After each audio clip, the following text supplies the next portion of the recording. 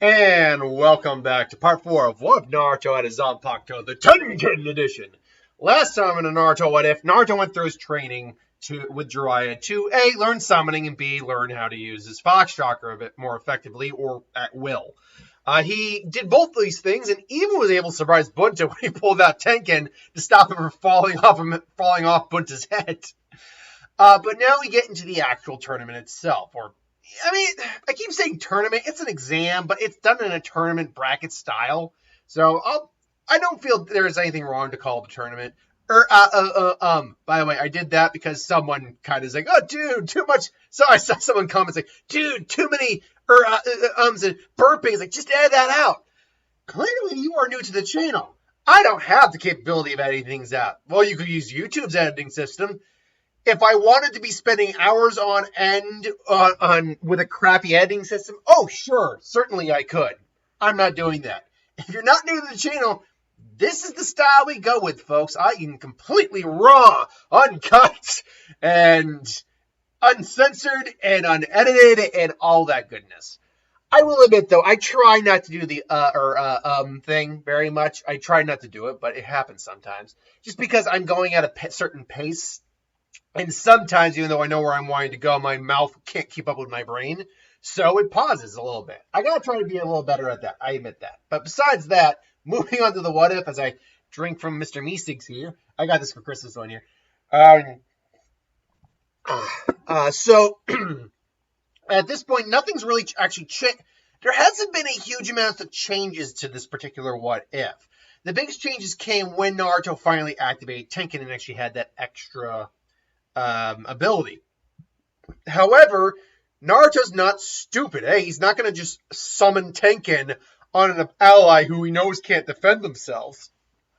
Because it is a giant building-sized blade that could wreak havoc and kill someone with ease. And he's not going to use it inside the exam room when they have the preliminaries to the exams. Because because the damn thing would carve the giant walls. It'd be unwieldy in there, honestly. So, Naruto has got to be careful. But still, we have a Naruto who has a blade. So even if he's not using Tenken's ability, he can still have a blade on call, and it still changes how he fights to a certain degree.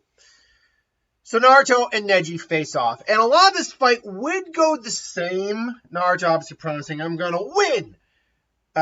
Doing what he did for Hinata, holding his hand up there.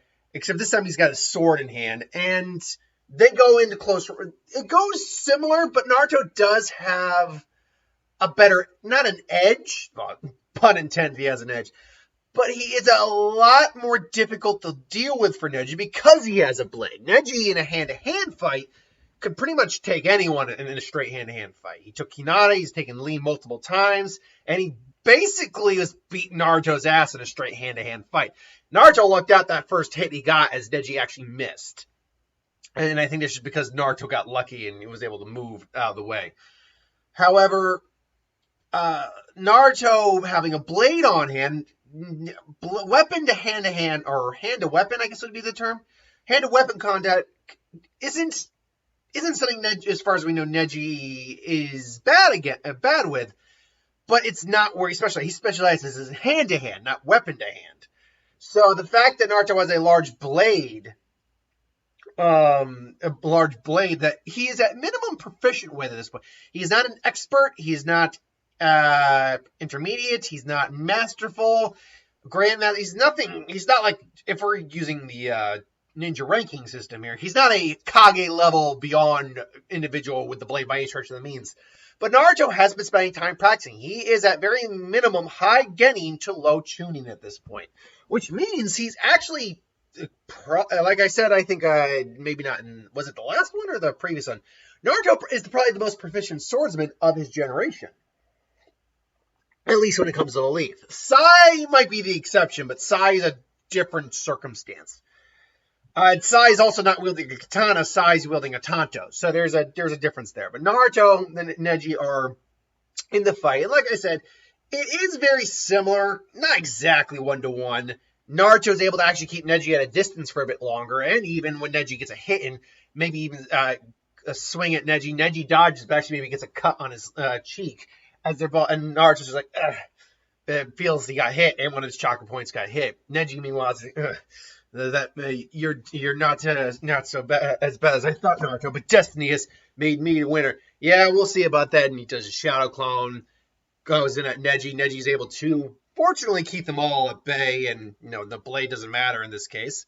Hits them. Naruto summons the clones again. He bypasses them. Hits what he thinks is the real one. Then that poofs out. Naruto's come in. Yeah, and then rotation. Blast Naruto back.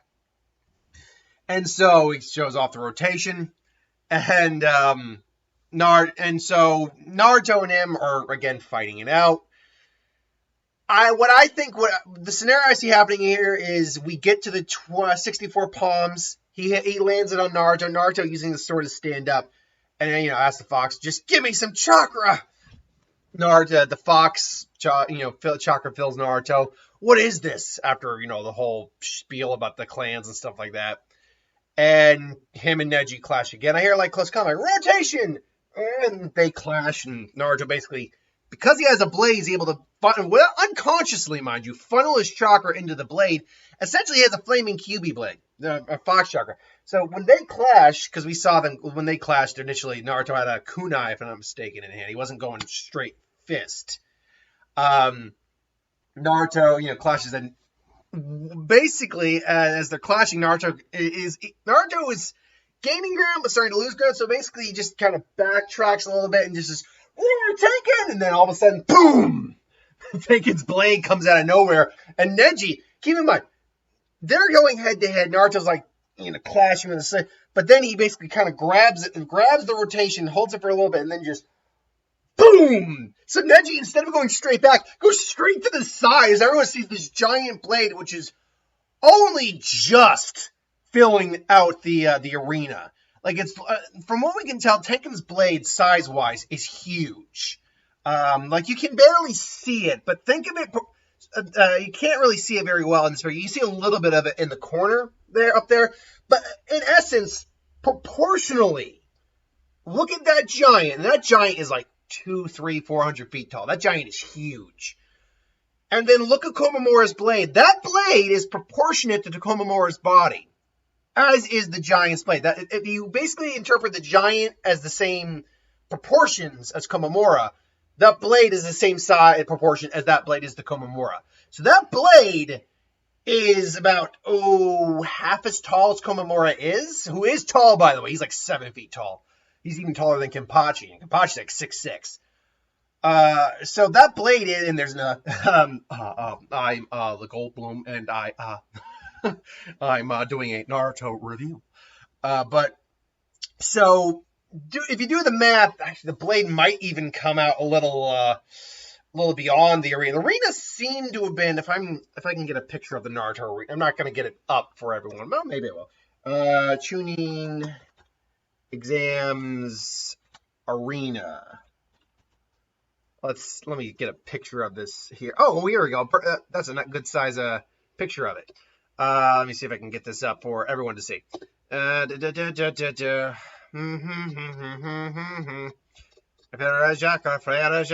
is the picture I need. Perfect. Okay, so let's just go here. No, not that one. There we go. So I'm trying to figure out how big this arena really is, because there's no dimension size on it, to the best of my knowledge. I'm sure someone's decoded it. Let's see. If we can go by those buildings do not look to be 100 feet long, but they are most certainly, they're spectator boxes, to be sure, and they clearly fit a lot of people. They might be 100 feet. I'm looking at it from, let's see here. We can gauge, is there anyone in the picture, on the bottom of the picture? It doesn't look like it, but I can, basically, if you can see my little cursor here, a cursor, the round part of the cursor is probably equivalent to how big someone is. Maybe a little smaller. Actually, this is, and the walls are high too. This is probably at least 100 feet tall. 100 feet long. Because it looks like you can fit at least 2 of these boxes, maybe even 2.5 long ways if you were to do that. And those are probably anywhere from 30 to 50 feet each to fit a lot of people in there. So yeah, I mean, this is probably 100 feet long. So okay, I mean, you know what? Fair where fair is. I'm guessing. Let me see what. How is that looking large? Yeah, I mean, I'd be willing to say Tenken's blade is roughly speaking about 100 feet long, roughly. So Naruto is luckily he like carves out the side of say of like the wall. But fortunately, because the walls are so high up, everyone is safe and no one's hurt. Except for Neji, who just got pot shotted into the side of the wall. And then Naruto then has the blade at the ready. He's standing at the ready. Neji collapses onto the ground. He's still. What was that? What was that? It says, wait, you never just showed that. Well, I couldn't show it. And then Naruto just moves his blade, and the blade of the giant just shows around, and he basically just hovers it right above. He's not even hovering the blade; he's hovering like the flat end of it. He's not the edge. He's not hovering the edge; he's hovering the flat part, like basically threatening to squash him. And I never had any reason to use. I wasn't going to use this during the preliminaries. I'd end up destroying the entire place and probably killing someone. But I got enough room in this arena just barely to use it. So Neji, how you want to go about this is up to you. And Neji, while not like down for the count, was not anticipating being thrown. It was just being pot shotted into a wall by a giant blade. He's definitely worse for wear. He's shaky. He's probably cut up, scraped, bruised. Maybe even got a fracture. Probably not a broken bone, but a fracture because the rotation absorbed a lot of that shock. He's just, it's like, man, Naruto's just looking at him. He's still got some fox shock on him too, so he's just like staring down and it's like, what are you? And Neji's just like, it's like, damn it. Destiny has named me the winner. Now, this is very interesting to know about Neji's character. He kept saying that even after Naruto and him had clashed, and, he thought Naruto had been defeated, and he just looks down at Naruto, and Naruto gets the pot shot at him. But he wasn't, like, completely on the losing side, being overwhelmed by his opponent is the thing. I mean, kind of, but what I mean, like, he wasn't in a scenario like this where the opponent basically had every edge over him at that point, and he basically was given the option to surrender. We didn't see him in a scenario like that. So would he still be blinded by his beliefs of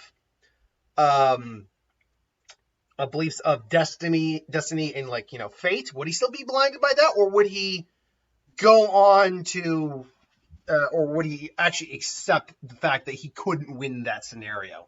And Naruto even just to prove the point, just makes the giant's blade disappear as he just keeps his blade at the ready by his side. And Naruto's like, yeah, make a move.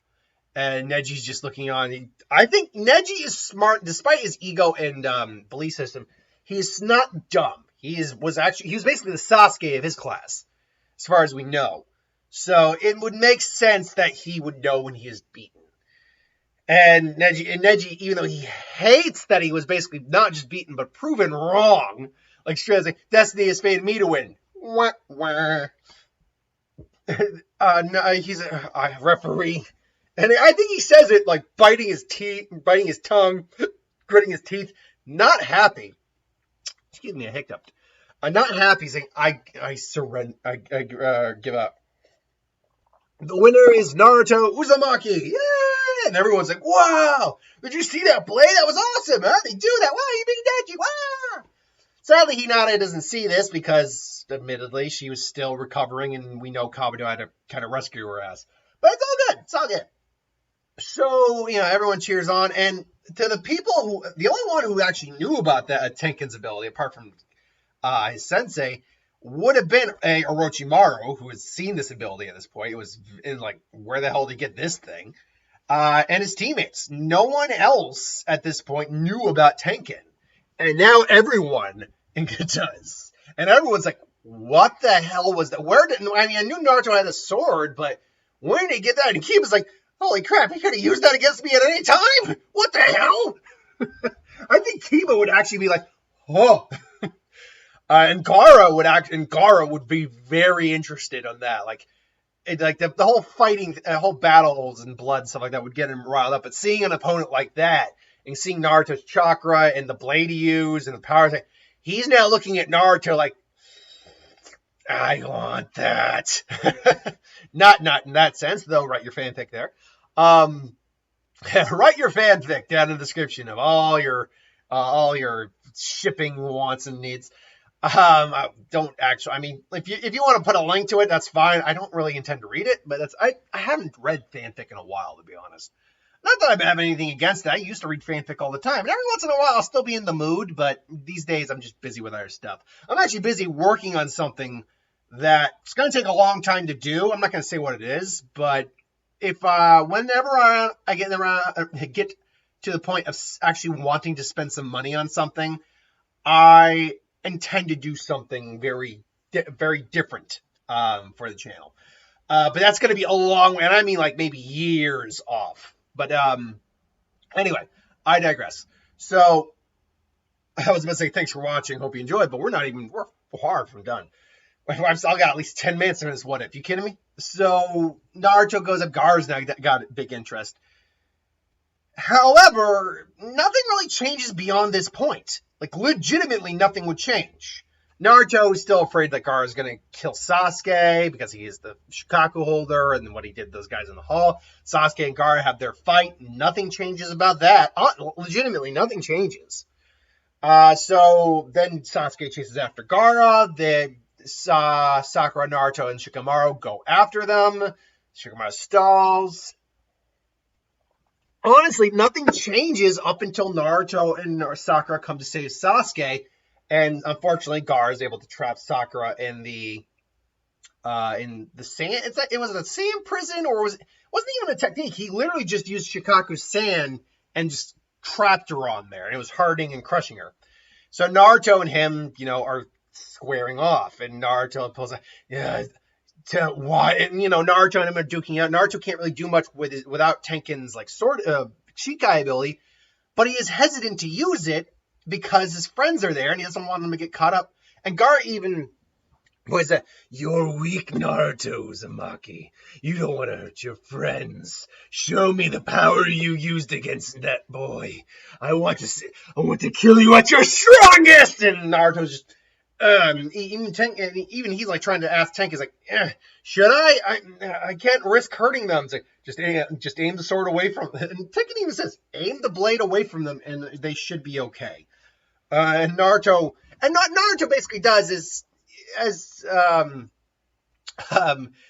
he does, he's able to use his clones and strategy to more or less get Gaara at least a little bit more distance away from him, and even use the 1,000 years of death. Great, an enema. Boom, boom, and then blows up Gaara. He blasted. I'm not even gonna finish that statement again. Insert your fanfic down there. Yes, he blew up Shikaku's butt. And then finally Naruto's like, roar, Tenken! Boom! And just smacks down on the small pre-form of Shikaku. And having already taken a big hit, first off, I don't even think Gaara in that form would have been able to survive. No, survive is one thing. He said Naruto didn't injure him with the explosion, but the sand didn't absorb all the shock, which I guess means he got injured. What is your definition of injured in that sense? Because concussive force, that's an injury. Getting shot, like a shell shock, that's being injured. I mean, it's not like a gaping wound or anything like that, but I liken that to being injured, or at least being hurt. So clearly Gaara's definition of injured must involve blood. But yeah, Gaara was affected by that blast. So even if he hadn't been, I do believe that Tenken's blade, at least on that form, could F him up. Not kill him, because as he says, the sand can absorb a lot of the shock, but F him up. And in a weakened version of the state, he's lucky he doesn't lose a goddamn arm. Just boom! And just Gaara just goes down straight on the floor. Just, and like with Sasuke, it's like, blood, it's more of my blood. You're the only one you. I'm not him. There's no way I'm gonna lose to a guy like him. And Gaara just turns to Shikaku.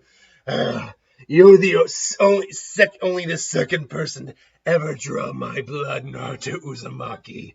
I'll give you thanks by giving you a swift death. Ha! And Naruto is trying using Tenken, but Tenken, this is where Tenken actually fails. Tenken, if he were being wrapped around by a giant, sphere of sand, could do something. But Tenken just can't do anything because it's so big, and he'd have to literally focus on himself. And to do that, he'd actually have to, put a stabbing motion toward, and it's just, he can't get that kind of, A, movement, or B, it's too risky, and there's no guarantee that would work. So that's when Bunta comes out. Summoning Jutsu! This is gonna be a piece of cake. Me and the boss Toad, no problem. What am I doing here? Oh, it's you, brat. Why did you summon me? Oh, Shukaku the Sand Spirit. Interesting. You really are amusing, Naruto Uzumaki. Why don't you just use your fancy sword to take out Shukaku? It's like, I would. It's like, I had to summon you just to get out of that sand prison. I mean, look, yeah, I'm your summoner. Isn't it your job to help your loyal summoner? It's like, we haven't even sealed the deal yet, have you? Come on, I'm too young to be making some sort of deal. Look, I gotta protect Sakura. Oh, it's his little girlfriend, Pop. Yeah, he would have done that too, probably. Something Gamakichi. Interesting. All right, I'll help you this time. And obviously, no, liquid bullet. No, the wind bullet came after he actually awoken Shukaku. Here I come, summons the blade. It's like, don't think you're doing this on your own, chief. Take on Tenken, and they both actually simultaneously just boom, boom, arms, both arms go off. Yeah, he's so heavy, I barely made that cut. Yeah, me too. I'll show thanks. I'll show you the personification of the Sand Play Possum Jutsu. And so, Shukaku comes out. Woo! I'm finally free. Let's do this.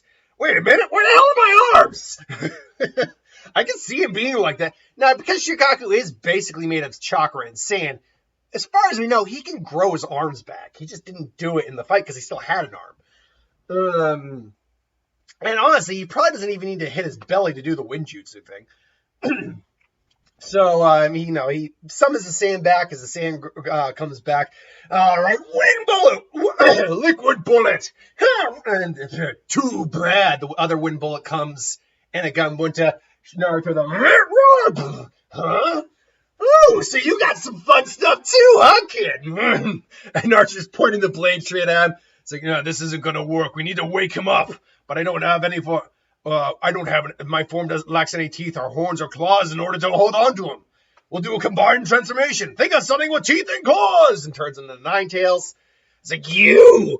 Now, here's the thing. I mean, they didn't bring it up in the original, but I imagine Shukaku seeing the Nine Tails would have been like, oh, it's you. By the way, just side note, I know there's some debate on who the ranking of the tail beasts. As far as we are aware, chakra-wise, their ranking is based off their chakra capacity, and that by sheer chakra amounts, that should be the way it goes. I watched some YouTubers recently that kind of argues yeah, but there's no evidence to suggest that. Look, there's nothing that actually flat out says that's the way it is. Only that Kurama is the strongest. Well, sure. And they all have different skills that others don't, but there is some things that can just be inferred, I guess is the thing to be said. Anyway, so yeah, Shukaku, by all accounts, chakra-wise, is probably the weakest of the tail beasts. Anywho, so then again, crosses Kurama, and he just wakes up Gaara, and then gets caught in the sand, and again, just headbutts him straight, and ultimately, it ends really the same way. There's no real difference here in the ending, except for the fact that they're actually able to handle this fight a lot easier because Naruto has a giant F-off blade to work in tandem with Gamabunta. So, that is all's well that ends well on that. Unfortunately, the third does pass. Orochimaru's arms get taken. They have the funeral for the 3rd. Jiraiya will be taking Naruto on his training trip, and Itachi and Kasame have entered the village. They have entered the chat, if you will. So until then, that is where we'll be leaving off this particular Naruto What If. We'll join us again next week for part 5. Until then, thanks for watching. I hope you enjoyed. Catch you folks later.